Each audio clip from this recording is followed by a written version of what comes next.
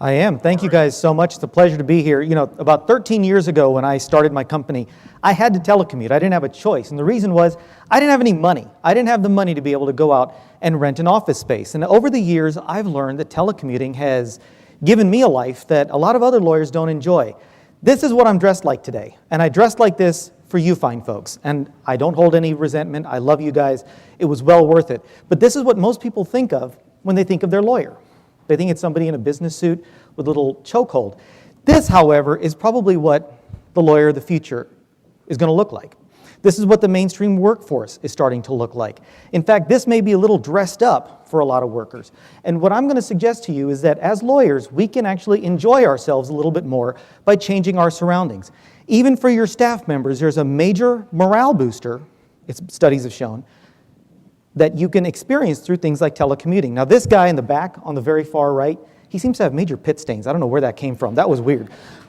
Cisco in 2008 conducted a teleworker study. They found that 80% of their workers who telecommute said that they have a higher quality of life thanks to telecommuting. Now this translates to you, this translates to your staffs. 91% of the respondents said that they rated telecommuting as either somewhat important or very important to their overall job satisfaction. 91%. Think about what that means in an environment where job satisfaction is not always that high. What about the time saved from commuting? Those same Cisco workers said that 60% of that time was spent working.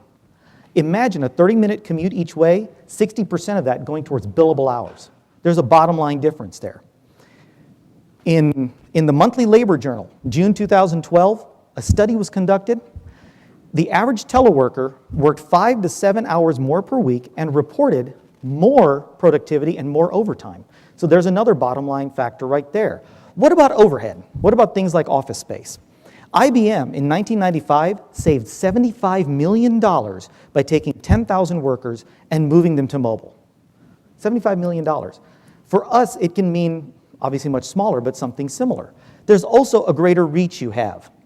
When it comes to talent acquisition, imagine if you're a lawyer in Houston and you can hire another lawyer in Amarillo or Abilene or anywhere else within the state. You're not restricted anymore.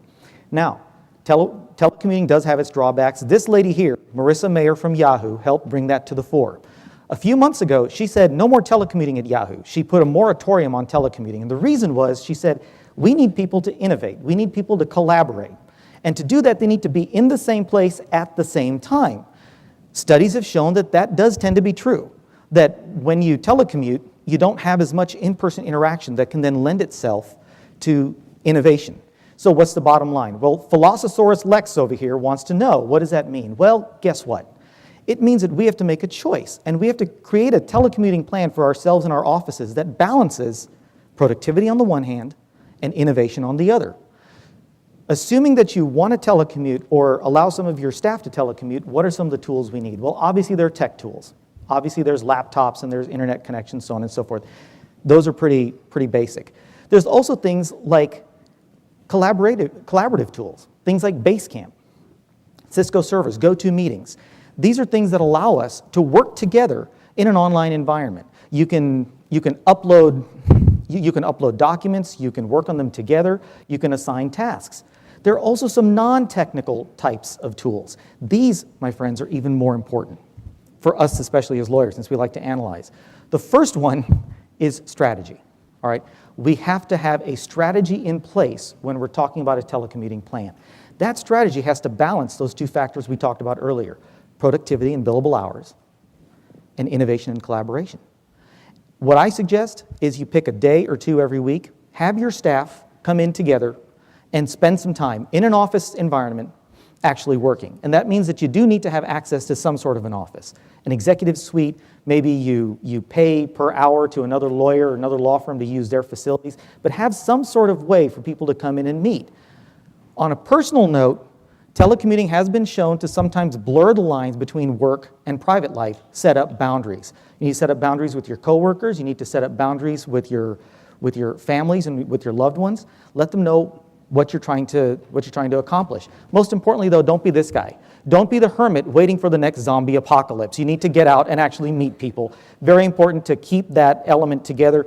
Don't just sit in a back room and wait for yourself to waste away. Guys, telecommuting can be a really great boon to your practice. I suggest you try it. Thank you all very, very much.